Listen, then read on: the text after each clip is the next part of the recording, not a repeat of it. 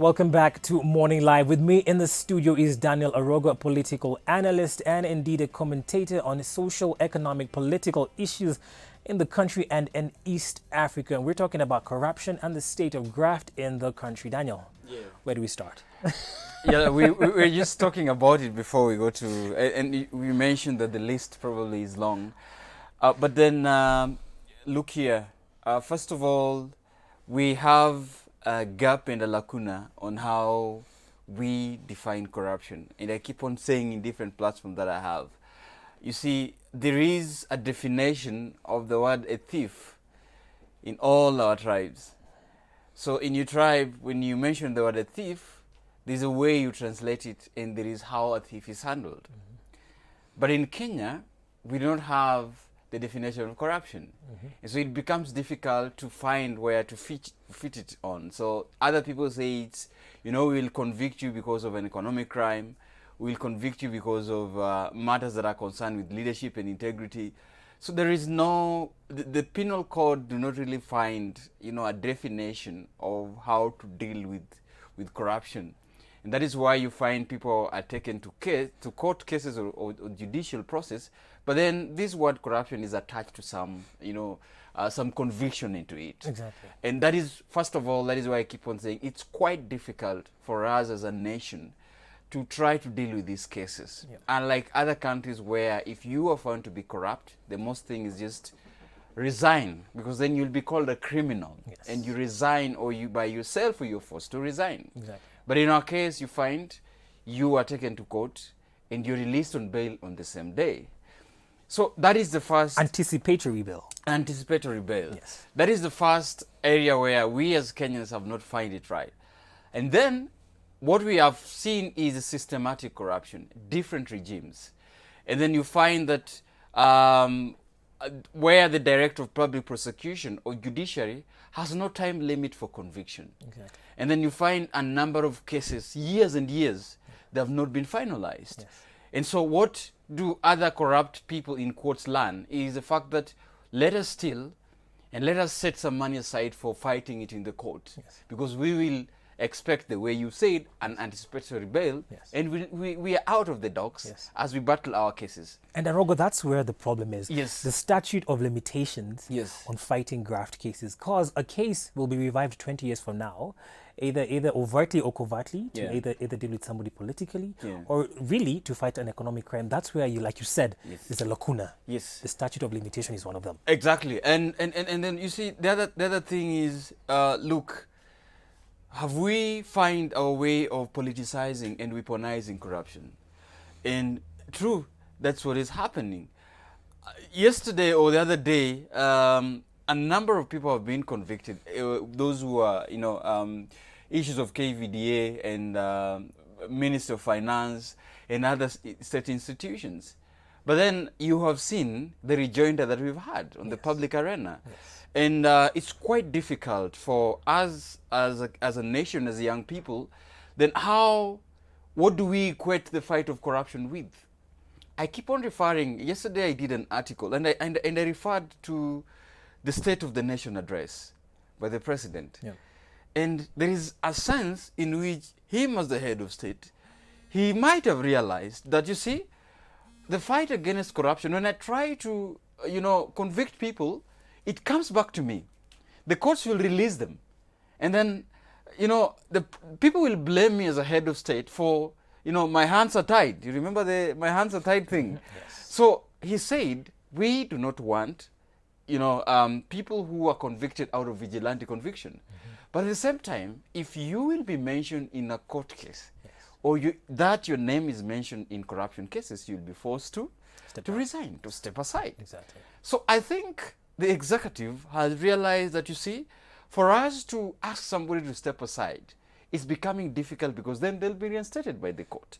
But for us, let us have a mechanism where if you are mentioned, or the Director of Public Prosecution go out in the public and say, we have a court case against you, then the following day you find an immediate replacement, your case is gone. So I think it's a ploy to make sure that the fight against corruption by the executive is not handcuffed.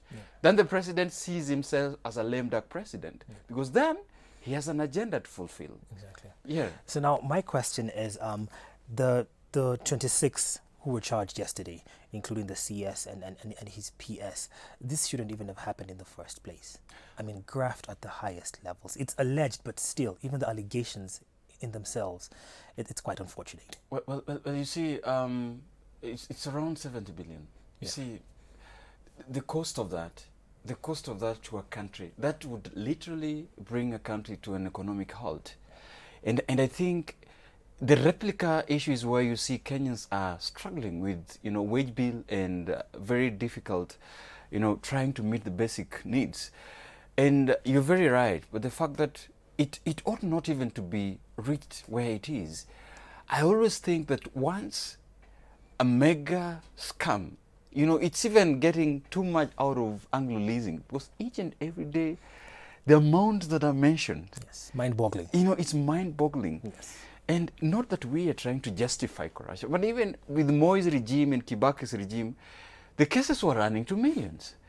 But in this regime, the cases are just billions, and and one of the things I always say, that as we go, it's going to become trillions and trillions of shillings, and that is our national budget. So I think let us recognize the fact that, this is an economic crime, is crime, and sometimes even crime against the people of Kenya. Because you're taking what is there to meet the development agenda and deliver, the basic necessity that Kenyans are yearning for, and they're missing. So for me, I think the 26, even as fact that there is an anticipatory bail and the judiciary is pronouncing itself on this issue, I think for us as a nation, it's a matter of trying to go back to the values and the principles of good governance. The chapter of integrity of the public offices, and looking at Article 233, can we begin to reshape how people see and define public service? Because that then becomes difficult, my friend. If you are called upon to serve the public, there is expectation for you as a public servant. There is a way you defined and refined as somebody who is service oriented. So for me, I always think that sometimes I think the watering down of our chapter 6 of our constitution by then the 10th parliament brought us to where we are, because then we decided to nominate, and we decided to elect leaders who do not meet the threshold of chapter 6 of the constitution. Then another issue with corruption is actually the executive has run into it.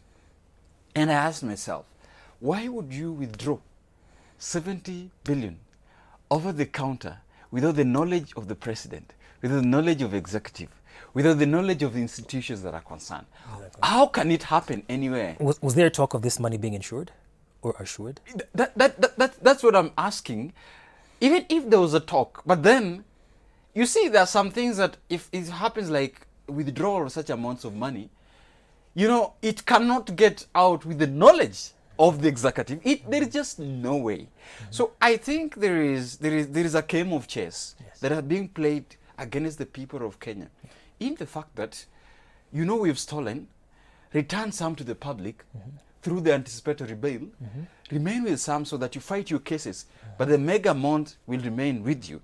So I think it's a game of horse trading between the politicians, because, you see, it didn't get there with the knowledge of some highest ranking people within this country, because like you've said, is mind-boggling.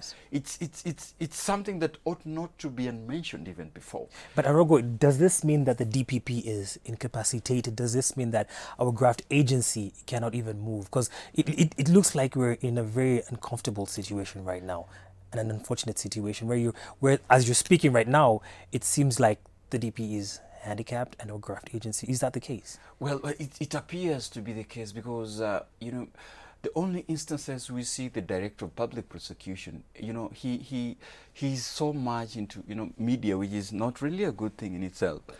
But I think some information, when you want to catch a thief, you don't tell them, this is what I'm going to do. I think you just do your due diligence out of it. But I think there's been a persistent public appearance by the office to tell Kenyans that at least something is happening.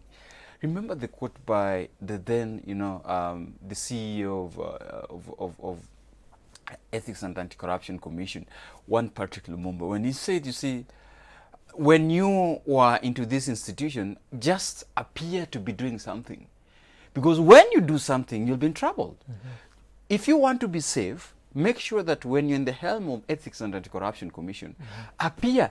Just pretend to be doing something, even if you're not doing it. Because then, if you do it, you're in trouble. Yes. So I think this is what is happening with our institutions. The fact that the Director of Public Prosecution would go ahead to be appearing to be doing something. But then, in its case, millions and millions have been minted and have been lost. But then there's also another twist of it, politicization. And this is what, for us as a country, I don't know how a country would be forthcoming where citizens says, you see, money you steal it's within you and your family. It's not your tribe who takes this money with you.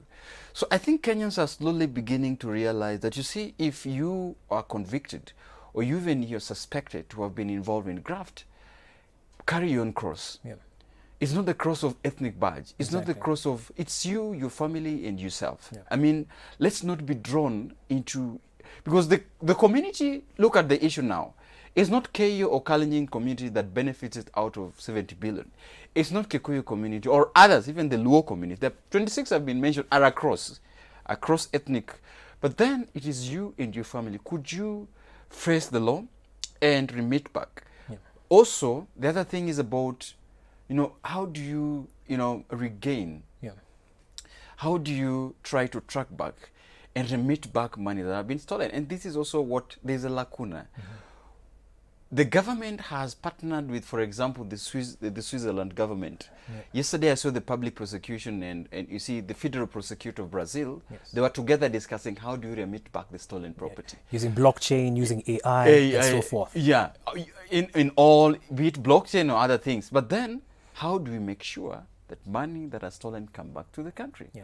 I think that is where there's a number of discussions. Because even the president itself says, comparatively, the money that we are losing out of the hands of, you see, corruption, it's less compared to what we recover. Exactly. So I also think it could be important for even as a state, as you fight it, and pronounce to the public what has been regained back.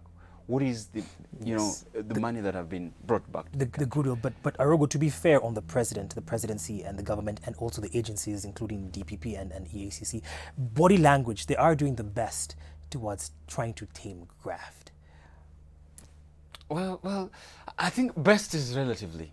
When you say we are doing our best, it's relatively. You see, 70 billion, for example. How best can you make sure that the value of this is remitted back to the Kenyans? I know it's quite difficult for it to recover it fully, for example. But then how do you make sure that a percentage of it is recovered back? Because then there is a chain of people who benefited from it. Now look, Aurora and Kimorer are completely on a standstill. What does that translate to people in Marakwet? Do you say that we are doing our best and then Aurora and Kimorer are on a standstill at the end of the day? And so one of the things that we really need to keep, I will talk about it. It's, you see, I saw the rejoinder by Oscar Sudi, then the Kapsaret Member of Parliament. Yeah. The moment you begin to say that the president is also involved in corruption, that one scandal against the other scandal. Exactly. I think what you, in other terms, you're trying to tell us that, you see, a number of scandals, that you're waiting for the executive to blow one so that you blow the other. Exactly, blackmail. It's a blackmail at the end of the day. Yes. So I think we're not going to be successful as a country if you, and the president says, if you think that I am involved in it, walk down here at Karura, record your statement so that I be accountable. But the moment you're fighting corruption over the media and pronouncement or also declarations, I think the most people that loses out is the Kenyan Republic. But then, here it is, the Big Four agenda, the financing of the Big Four agenda.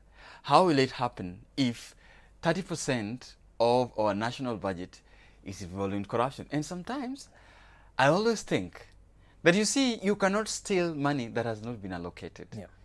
So sometimes I always, my cheeky feeling, Yeah. always think Yeah.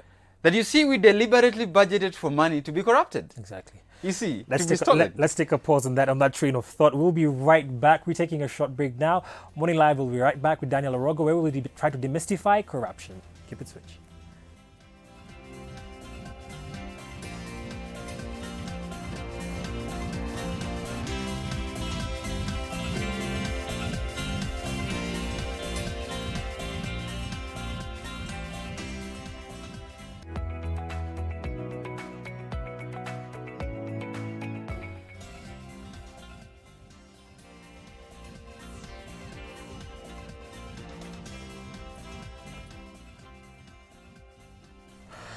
Welcome back to Morning Live, where I'm with Daniel Orogo, a political and social economic commentator and indeed an analyst. Now, before we went for the break, Orogo, we were talking about the basket, the consolidated fund, and corruption. Yeah. Yes. Yeah. And the issue about it, the funny thing about it is that you have to budget for corruption. Yeah.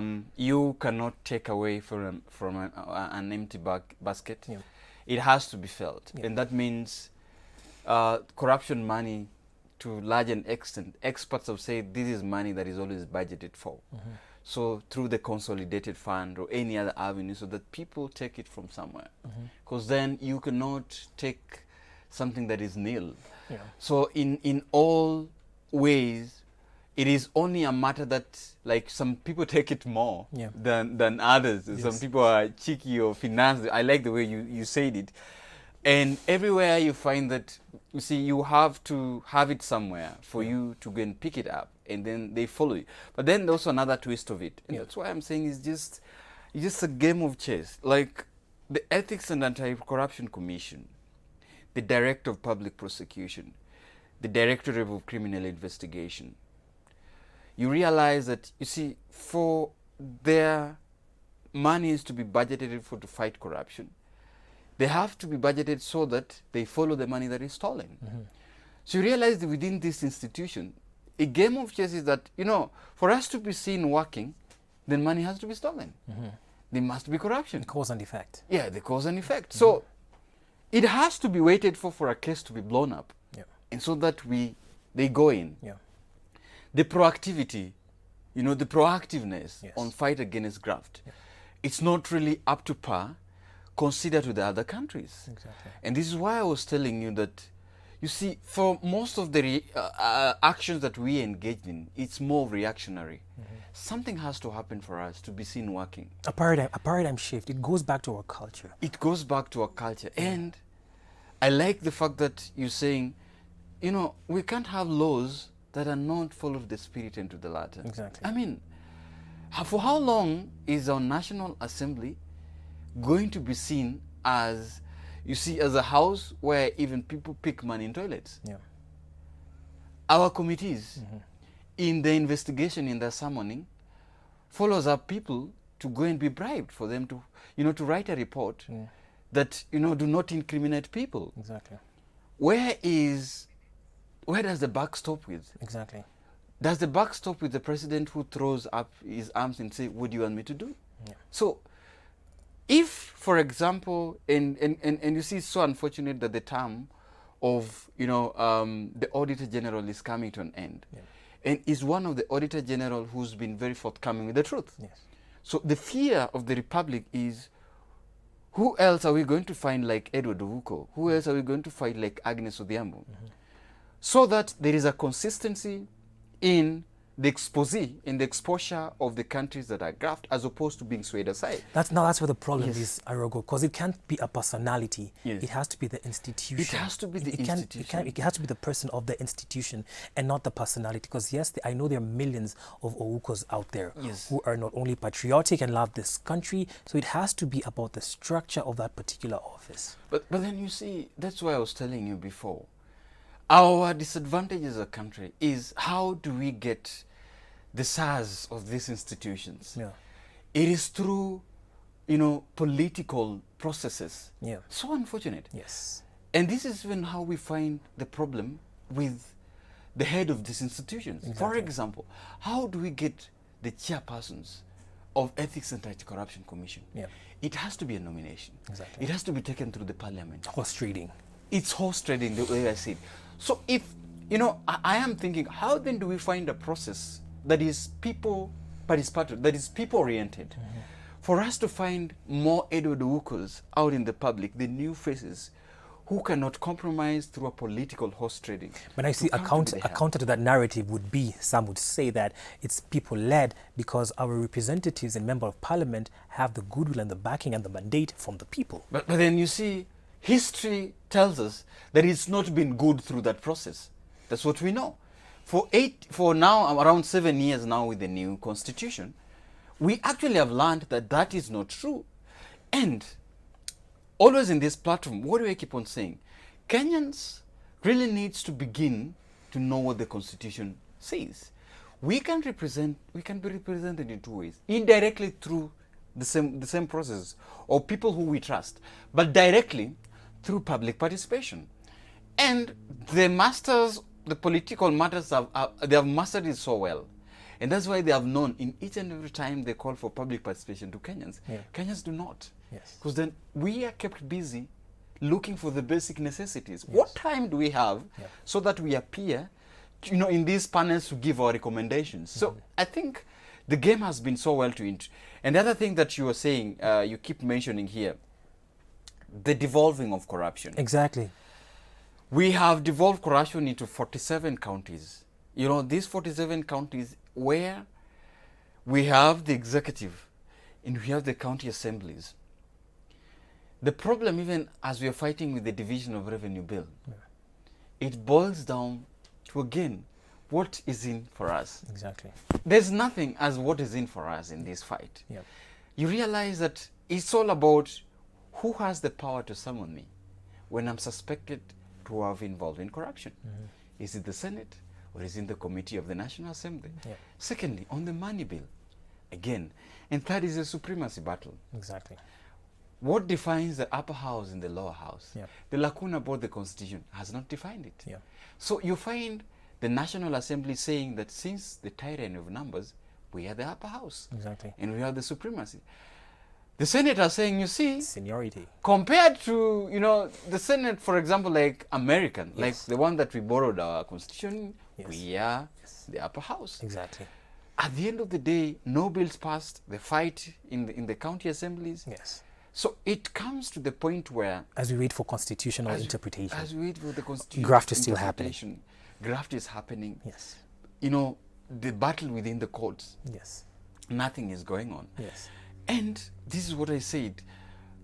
It's so much even painful. Yeah. And you see, we are just here to hear the scam in the counties. Yes. We are just here. We're just waiting to hear that Article 4, the Schedule 4 of the Constitution, that have given some powers to the county assemblies. Lack of capacity. Yes. The disaster that are, for example, in the county assemblies of Homa Bay, Siaya. Yes. It's relatively, it's mind-boggling. And it's yet to come into fore because the government is being kept busy. The government is keeping citizens busy of the fight that is in the national, in the national scope. Exactly. So it's really a disaster that is waiting. Now, Arogo, as we wind up, I want to talk about President Uhuru Kenyatta's legacy, his term, and the lame duck presidency. I think the president has a chance here to secure his legacy vis-a-vis the Big Four agenda, which is really, really a worthy cause, and also fighting graft. What is your take on a lame duck presidency at this moment?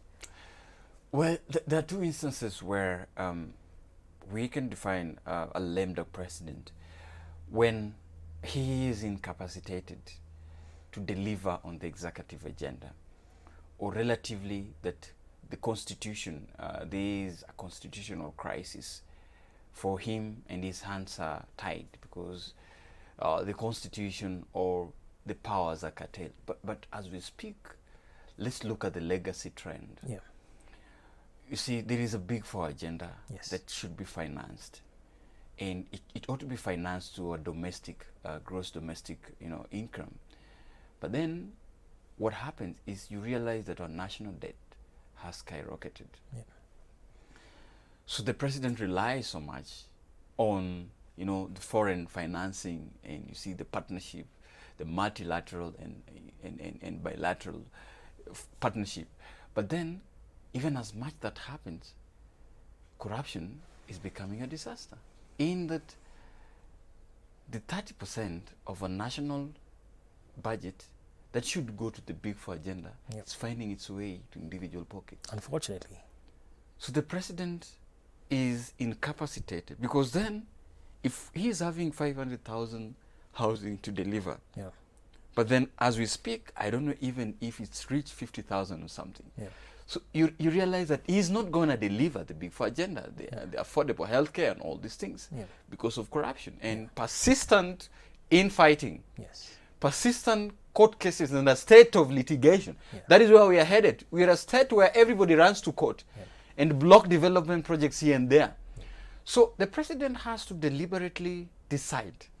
And that is why I think, in my sense, he's identified one Fred Matiang'i as a no-nonsense cabinet secretary, and who can now chair all the cabinet secretary to help him deliver as he concentrates. Because you realize that he will be kept busy by fighting this national issue. The president ought to be making agreements up and down with multilateral and bilateral, but he's kept busy by this national and political infighting. So I think that will hinder him to deliver. The other thing is that he needs to just caution. If you're a member of executive who is involved in constant political bickering, I think there are two things. Step aside so that he gets people who can align themselves or herself to deliver on the Big Four. Otherwise, it's going to be a disaster, and he's not going to deliver. And the third thing is the fact that, and let's say this is, we are seeing that the Jubilee government is dividing itself slowly. Things have fallen apart. The center cannot hold anymore. The push between, the Kieleweke and the pull between Tanga and Embrace. You see, Jubilee has gifted us with factions of political divides. And the president must make sure that he now decides. Just like biblical Joshua, who says, right now you have to decide whether you are with us or you're against us. Because otherwise it's going to be difficult for him to deliver the agendas when the house is divided. Because remember, Jubilee was an outfit as a strong unit who came and has Big Four as a holistic manifesto, not for URP and not for TNA. The handshake has gifted it, and there is a goodwill right now, BBI for him to run the country. But then failure to this, it's just going to be seen as a president who is a lame duck president. Now, granted that the president has the best interests for the country at heart. What are your closing remarks? I think my closing remark is first of all to the presidency. I think the president's delivery unit needs to give Kenyans, rebrand the way it communicates. Because right now, wherever you mention Jubilee, Kenyans will equate it to corruption and will equate it to bad governance.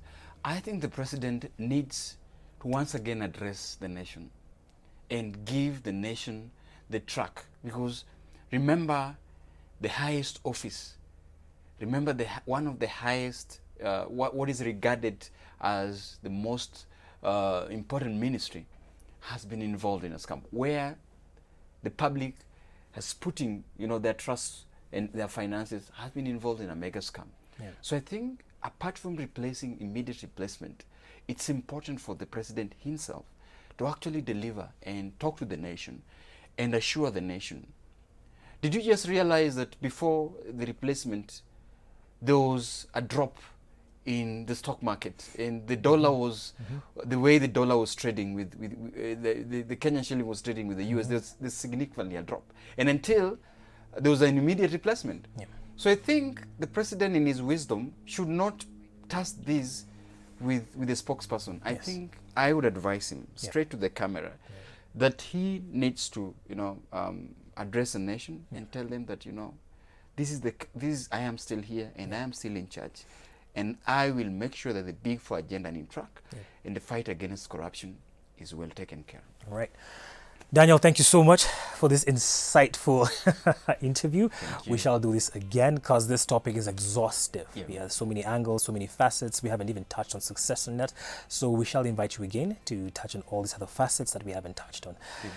Morning Live will be right back. Keep it switch.